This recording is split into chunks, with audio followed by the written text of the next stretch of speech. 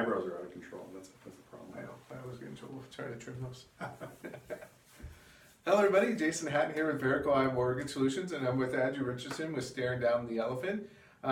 He's a financial advisor for a number of years. Is that correct? Yeah, that's right. I got involved in 2008 in the industry, so that was an interesting time for sure. There was a lot going on. We were seeing this 100-year storm.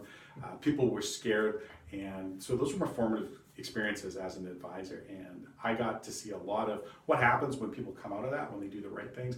And I also got to see what happens when maybe people don't get the right advice or when they don't get any advice at all, and sort of what happens, what they default to through that. So it was definitely an interesting time to be starting and to be an advisor. Nice. So over the last 10 years, dealing with basically those new clients that come into your office that are not educated enough, what's the most common thing you run into with those clients? The most common thing that I see, and the big change that's happening in the industry, I think, is we've got sort of a shortage of people. And especially in what we call the broker channel. It's sort of the banks or major institutions. And so the independents, it's harder to get started in a business than it was. We're seeing more and more kind of headwind against that type of advisor. And so what happens is people come in and there's no coordination of services. So even if they have a good investment person who doesn't have 500 people on their client list and checks in and rebalances, that person might not know anything about taxation. Their insurance person, yes, they have the coverage there, but that person might not know anything about how to make money. So to get a coordination and to look at the total package, I think, is one of the big holes in the boat.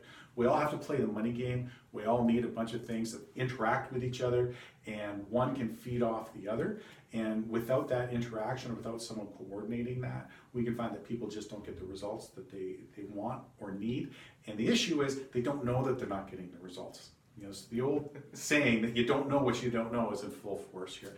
And if anything, I want to make sure that people know the rules of the game so they have the opportunity to play and to win when they're doing that. We work hard for our money, and we should get our money to work hard for us at the same time. Okay.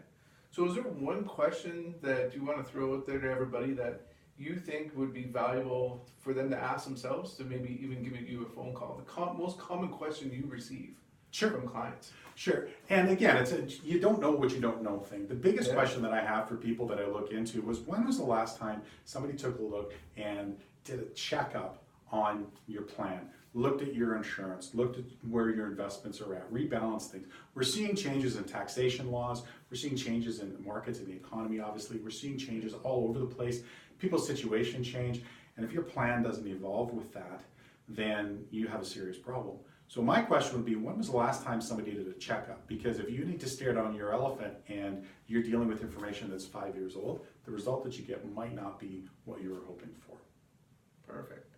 All right, thank you very much, Andrew, for taking the time, and thanks for the opportunity. No problem. Talk to you soon.